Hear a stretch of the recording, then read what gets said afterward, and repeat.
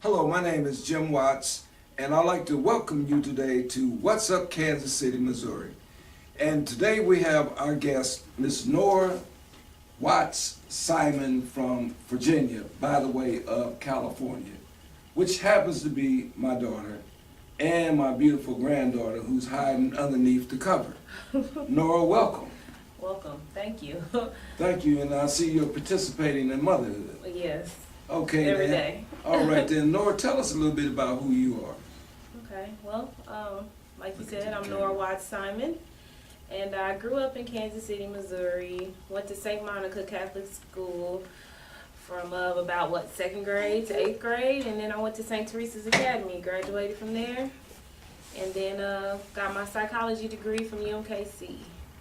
And you, by the way, you went to MU. I went to Dillard first, then I went to MU, then I went back to Dillard, and then I went to then I went to Southern after Katrina, and then I went to UMKC and finally graduated. Tell us about Katrina, your experience. Katrina was interesting.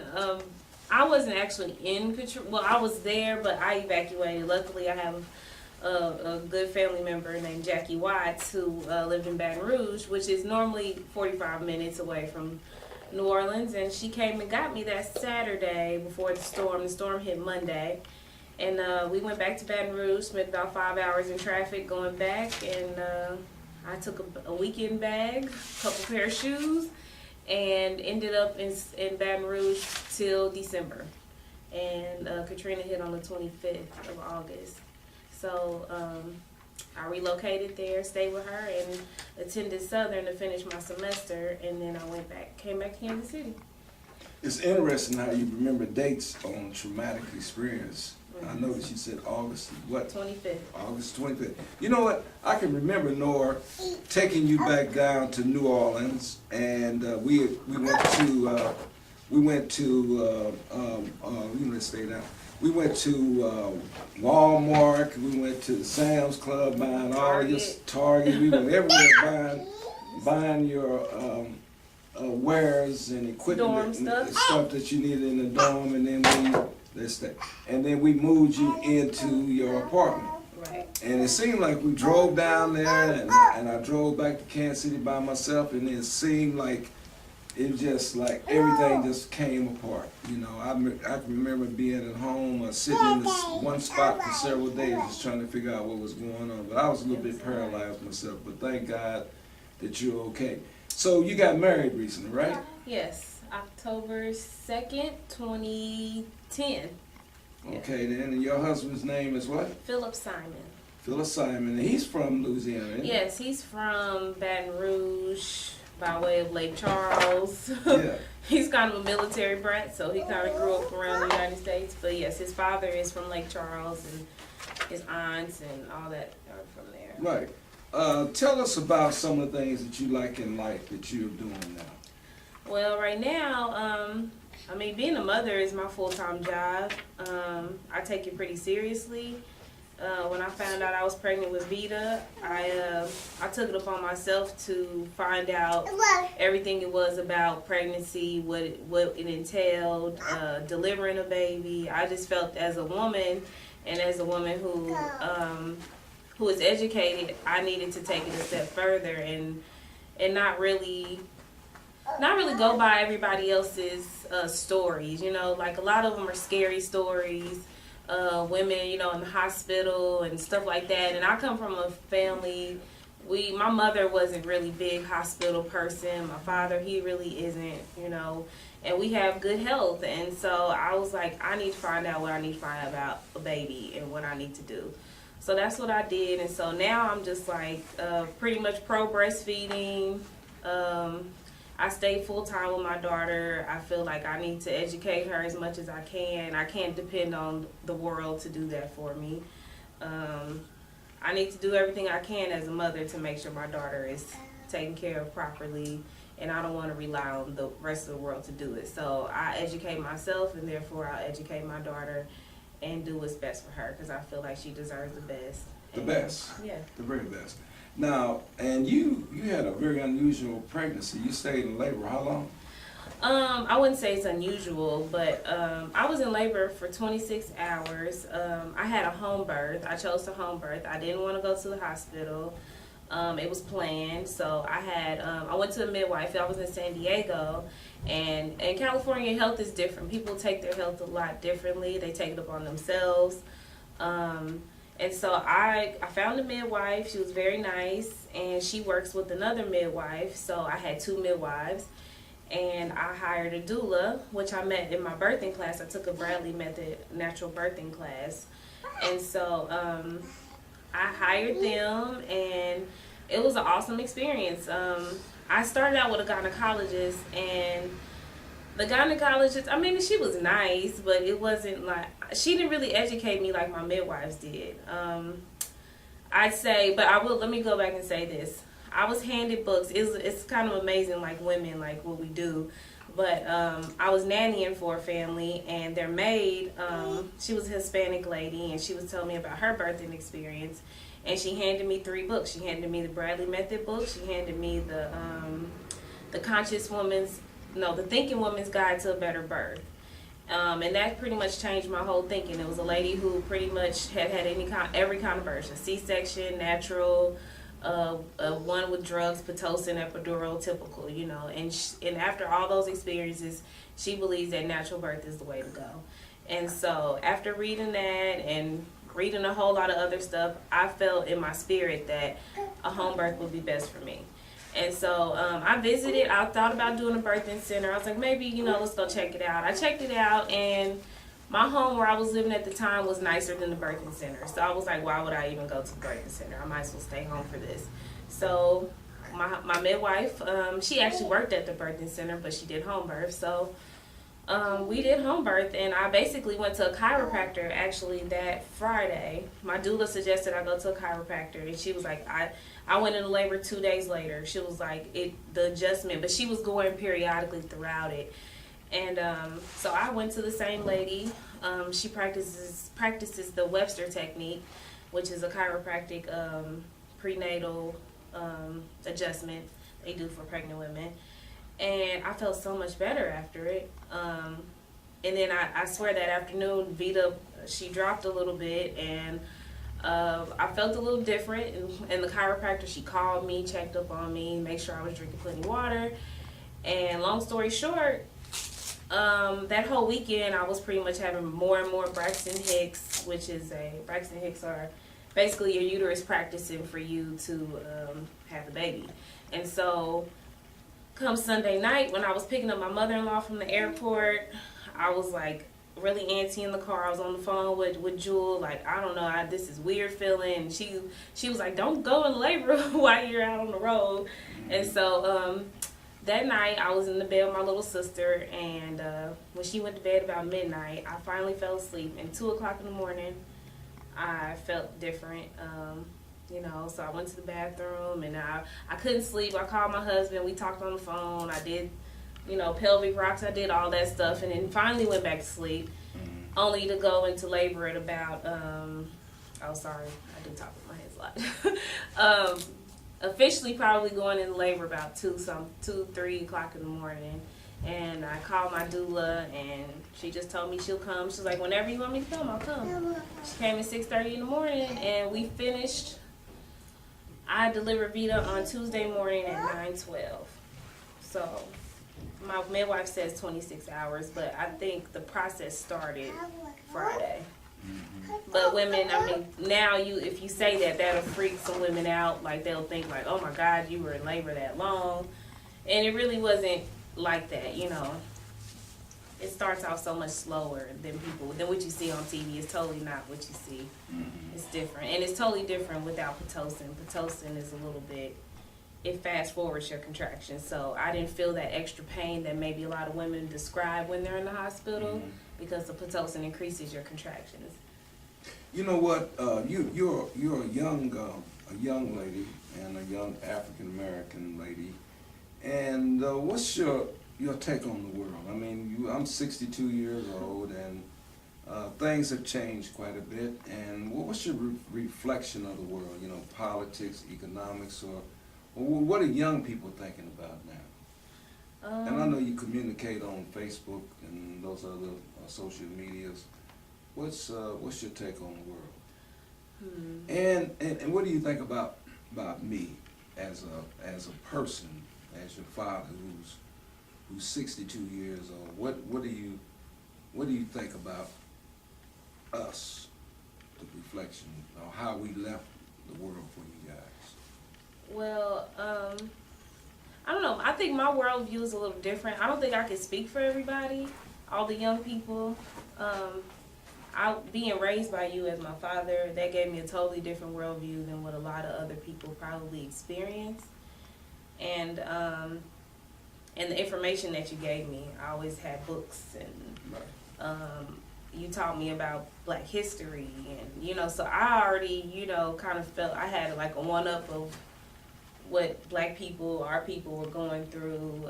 I felt like I was really knowledgeable about that, and plus we were broke too. yeah, we had our good times. We had money, and then we was broke at one time, and it was all still fine and dandy. We still lived a good life. Because I communicated that with you. Right, you communicate that with me, and I learned at an early age that from a father and a man, like as long as they're honest with you and tell you, what's going on, and I don't have it right now. Okay, well that's fine. I understood that. I didn't have it. I couldn't have a new pair of shoes. I wasn't really into tennis shoes, so nice cute shoes that I like with a little heel on it or something. But I could understand that, and I respected it. And then when we had it, I knew I'd get it. It wasn't that serious for me. Whereas I knew people was differently, and they were spoiled, and it was like a whole other deal. But my view of the world is kind of, I don't know. I haven't really been out of the country, so I wish I had more of that to know about, to really give my whole world view per se. But I've been around a lot in the United States, and I would say that things are changing, but I don't know if it's for the better or for the worse. I think things are always just going to change, and then in that same breath, things are staying the same. So I think people should just pursue their dreams and live their life, because life is short, and you shouldn't live your life being unhappy, being with somebody you're unhappy with, being around people you don't like. Like, it's just too short. Like, go do what you want to do. Who cares? Like, just live, because you could be here today and gone tomorrow, and you would want people to say, well, dang, they lived their life. Like, they weren't miserable. They wasn't complaining about life. Like, that's a big thing. So I think people should do whatever makes them happy. I don't really care. I think they should legalize everything. Let people do what they want to do, as long as they're not killing nobody, hurting nobody. Other than that, I think people should police themselves. I don't think anything. I just think a lot of it's too much, and we spend a lot of money on a bunch of stuff we don't need. I think we should go back to growing our own food. I think we should. I wouldn't mind growing my own food. I think people are just lazy these days. But we should learn how to do that, because guess what? If something happens, if the electricity goes out, we're going to be going back to some primitive times. And guess what? A lot of people don't know how to survive. So, and that was what really struck me. My husband's in the military, but that's another thing that struck me about the reason why I wanted to have a home birth, because I wanted to know how my body worked, and if something does go down, and then what if I'm pregnant, I need to know how I'm gonna get the baby out. I need to know how my body works, what I need to do. I think that's important. And a lot of women, I think these days, depend on, people in general, not just women, but we depend on the medical system to treat us, to cure us, or so-called curing. When we can do it ourselves, like, we can eat better, we can drink water. Like, it's so many things we can do to make our lives better. And I think if we did that and took it upon ourselves instead of depending on other people and other things and material things, we would all be a lot happier. And as far as you as my father, I've always respected my father. At an early age, I I don't know, you talk to me, so and it's funny we're having this conversation because as of last night, me and my girlfriends, Jewel and Rachel, we were all talking about, you know, some of the girls we went to high school with, like in St. Teresa's, and how they lack coping skills, and how their parents, you know, might have gave them everything, and the kids were just rude to them and talk crazy to them. We like, yeah, we would have got smacked. Like, there's no, like our parents, our parents kept it real with us. That's like, a guarantee. like Rachel's mom. You remember Rachel's mom, and she don't play. Like she's a go getter, and we, you know, it was none of that. Like you do what you're supposed to do. You know, we worked. You know, we did those things, and I think a lot of people in our generation and our younger generations lack those things, and they don't have coping skills. Like they don't know how to cope, and they feel like they gotta, you know, they get a little nervous. Yeah, they get nervous. Like the world is over, and that's what we were discussing. Like one of the girls at St. Teresa's had committed suicide in their class. And I didn't realize that what really had happened, but Rachel was telling us that basically the girl was unhappy because she had a little argument with her dad, and she wanted a brand new car. She didn't want her little Honda anymore, and they wouldn't get her the brand new car that she wanted. And her boyfriend, she had been arguing with her boyfriend, and she was only a sophomore, junior in high school. And like, to me, I'm like, that's so, I didn't realize it was so shallow. But, you know, Rachel was saying, but in perspective, for them, they didn't have the problems we had growing up. Like, we had to deal with other things that were more real life, you know, and I think so. Lights, gas, and water. Yeah, like, you lights, know. Gas, and water. I mean, and to be worried about, I mean, you're a sophomore high, it's grown people that don't have a car. And you complaining about having a older Honda, and so you rather bump yourself off, take yourself out the game over a Honda, over a new car. Like, I just think that's so extreme. Let me ask you a question. You got several projects that you're working on.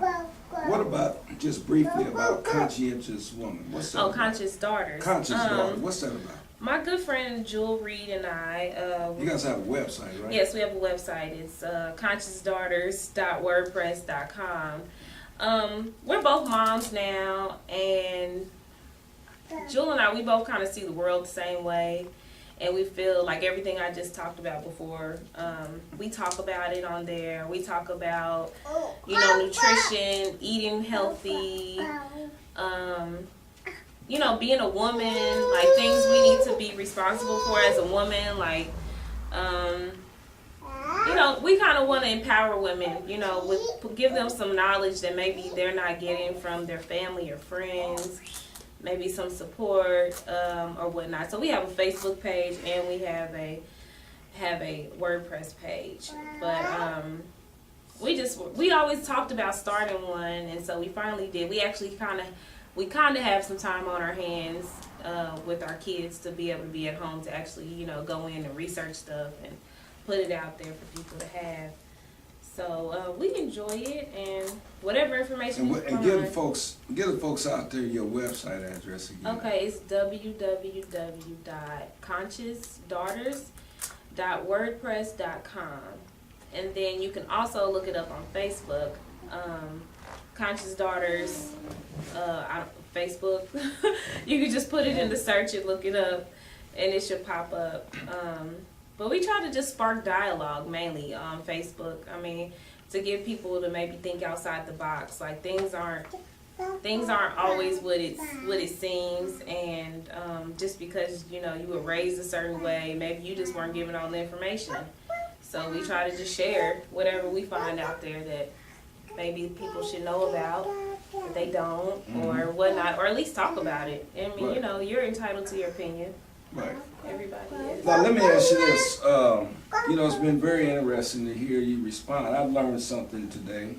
You are my daughter, and this is my granddaughter, Vita. And what we've been talking about at Cascade Media and What's Up Kansas City is about some collaborations with other fathers and sons and mothers and daughters that we're going to have some interviews coming up in the near future. And by the way, those folks who are interested in bringing their families on to the What's Up Kansas City, you can reach me at 816-728-1361. I think it's our duty or responsibility to bring reflections of families into our media quest, our media journey. We're on a journey. This is a journey, and this has been real good. I got my granddaughter here. She is definitely Nora. She's another Nora, and by the way, we're here today on location with Vine Street Films. Mr. Rodney Thompson, who just produced My Mother's Club, and then he has another project coming out across 27th Street.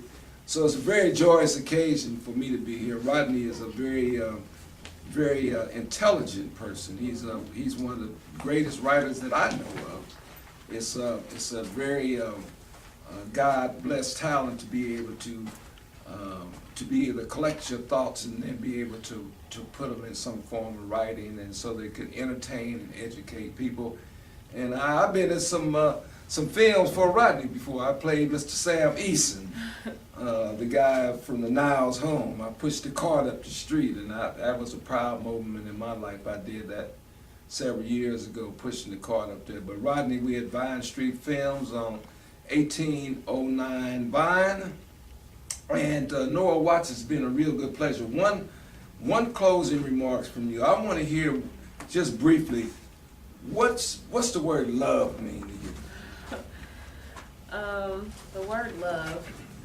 The word love means, what love means to me is that it's someone who cares about you, about your well-being, about your life, about how healthy you are, what your dreams are, what your goals are. Love is an action, and I think that love can fix a lot of things that we have going on in our community. And I feel like if we started there, things could change a lot better. Starting with our families, starting with our fathers, our mothers, just more love out there. Okay. Caring about each other's well-being and not spouting negative stuff out there. Right. And be thankful, right? Yeah, be thankful and grateful. Be thankful and grateful. And love the people that you have. Right. And love the people who love you. Right.